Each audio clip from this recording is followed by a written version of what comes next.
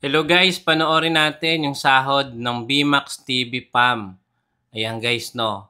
Reels lang to. May nagtanong ng isang follower sa kanya kung magkano ang sinasahod nila sa Reels. Hindi pa kasama yung long form video or bonuses program.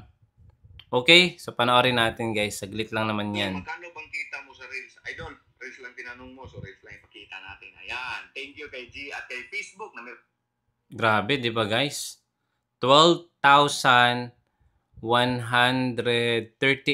US dollar from January 15 to February 11. Guys, grabe. Kung kaya nila guys, kaya din natin yan. Basta consistent lang sa pag-upload.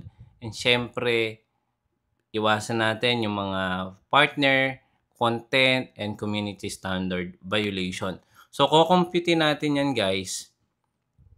From January 15 to February 11, ito po ang sinahod o sasahurin. Ilang araw lang yan guys ha. Wala pa yung isang buwan.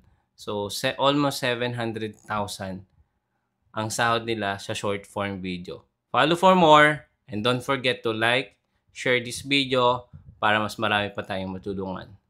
See you again. Bye-bye!